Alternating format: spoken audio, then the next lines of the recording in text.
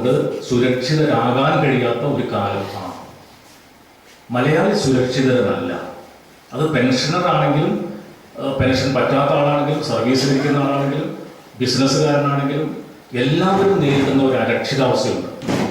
ഈ അരക്ഷിതാവസ്ഥയ്ക്കുള്ള മറുപടി സാമ്പത്തികമായ മറുപടിയല്ല. നിങ്ങൾക്ക് കുറച്ചുകൂടെ പണം തരണം എന്നതുകൊണ്ട് നിങ്ങൾ സുരക്ഷിതരാവണം എന്നില്ല. നമ്മുടെ ജീവിതം നാനാവിധമായ രീതിയിൽ അരക്ഷിതമായിട്ടുണ്ട്. നമ്മൾ കഴിക്കുന്ന ആഹാരം മുതൽ നമ്മൾ ശ്വസിക്കുന്ന വായു മുതൽ അങ്ങോട്ട് നമ്മൾ സുരക്ഷിതരല്ല എന്ന് വന്നിരിക്കുകയാണ്.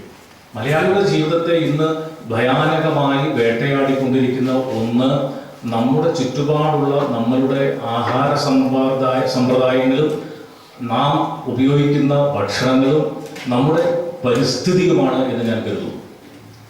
ഈ ഒരു മേഖലയിൽ വലിയ സംഭാവന ചെയ്യാൻ കഴിയുന്നവരാണ് പെൻഷൻകാർ. ഇതെല്ലാവർക്കും അറിയാം. നമ്മൾ കഴിക്കുന്ന ഭക്ഷണം വിഷമയമാണ് എന്ന് വ്യാപകമായിട്ട് നമ്മൾ ചർച്ച ചെയ്യുകയും ബോധ്യപ്പെടുകയും ചെയ്തിട്ടുണ്ട്. അതുകൊണ്ട് നമ്മുടെ ഗ്രാമപഞ്ചായത്ത് തലം മുതൽ അങ്ങോട്ട് എങ്ങനെയാണ് സമാന്തര കൃഷി രീതിയെ പരിപോഷിപ്പിക്കുക എന്ന് അന്വേഷിച്ചുകൊണ്ടിരിക്കുന്നത്. പല പഞ്ചായത്തുകളിലും ഇന്ന് പച്ചക്കറി കൃഷിയും അതുപോലെയുള്ള മറ്റ് ജൈവ കൃഷി എന്നൊക്കെ പറഞ്ഞിട്ടുള്ള കാർഷിക സമ്പ്രദായത്തിലേക്ക് നമ്മൾ വന്നുകൊണ്ടിരിക്കുന്നുണ്ട്. അങ്ങനെ വരാനുള്ള കാരണം നമ്മുടെ ഭക്ഷണം അപകടകരമാണെന്നുള്ളതുകൊണ്ടാണ്. പണമുള്ളത് കൊണ്ട് നമുക്ക് വാങ്ങാം, മാർക്കറ്റിൽ പോയാൽ കിട്ടും, ഏത് ഭക്ഷണവും കിട്ടും.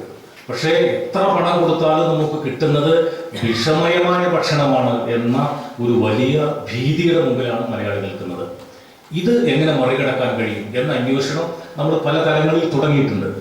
എനിക്ക് ഉള്ള ഒരു ഉത്തരം എന്നുള്ളത് പെൻഷനേഴ്സിന് ഏറ്റവും സാർത്ഥകമായി തങ്ങളുടെ റിട്ടയർമെന്റ് കാലം വിനിയോഗിക്കാൻ കഴിയുന്നത് ഇന്ന് മലയാളി നേരിട്ടുകൊണ്ടിരിക്കുന്ന ഈ പ്രതിസന്ധിയെ മറികടക്കാനാണ് എന്ന്. അതിന് സാധിക്കുന്ന ഒരു സംഘമാണ് പെൻഷനേഴ്സ് എന്നുള്ളത്. പക്ഷേ ആ അർത്ഥത്തിൽ മലയാളി മുഴുവൻ ഇന്ന് അഭിമുഖീകരിച്ചു കൊണ്ടിരിക്കുന്ന വലിയൊരു ജീവിത പ്രതിസന്ധിയെ മറികടക്കാൻ പറ്റുന്ന വലിയൊരു റിസോഴ്സ് ആണ് പെൻഷനേഴ്സ് എന്നുള്ളത്. എത്ര വലിയൊരു സമ്പത്താണ് എന്ന് നമ്മൾ പെൻഷൻകാർ തന്നെ അങ്ങനെ ആലോചിച്ചിട്ടുണ്ടോ എന്ന് എനിക്ക് സംശയമുണ്ട്. വലിയ